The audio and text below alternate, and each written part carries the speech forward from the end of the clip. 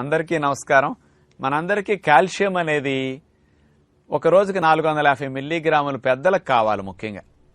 మరి వయసులో ఉన్న పిల్లలకు అనుకోండి 600 మిల్లీగ్రాములు కావాలి, అంటే 20 సంవత్సరాల లోపు వారందరికీ. గర్భిణీలకి బాలింతలకి 900 మిల్లీగ్రాముల కాల్షియం ఒక రోజుకి కావాలి.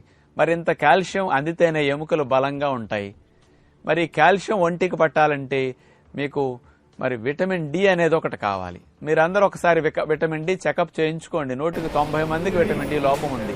చేత విటమిన్ డి లోపం ఉంటే మీరు ఆహారం ద్వారా తీసుకున్న కాల్షియం దొడ్లోకి వెళ్ళిపోతుంది, మీకు ఎముకలు గుల్లబారిపోతాయి.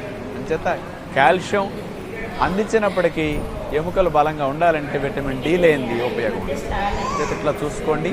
మరి కాల్షియం ఎక్కువ కావాలంటే శరీరానికి కావాల్సింది మరి ఎట్లా అందుతుందని ఆలోచన చేస్తే అందరూ చెప్పే ఫస్ట్ సమాధానం పాలు త్రాగాలి.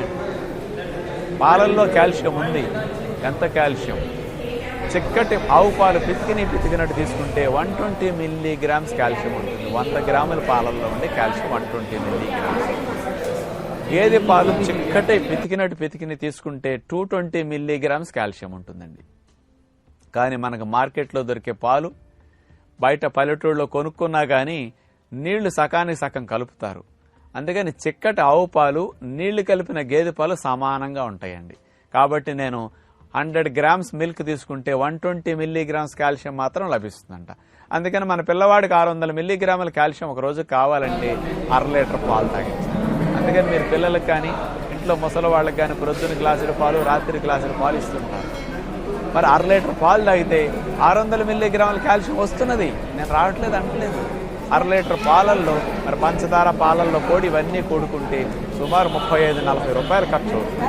పాలు 25 రూపాయలు, పొడి పంచదారలు ఇంకో 15 రూపాయలు. అంటే కాల్షియం కోసం 40 రూపీస్ మీరు ఖర్చు పెడుతున్నారు బిడ్డ కోసం. మరి 100 గ్రాముల పాలల్లో వచ్చే బలం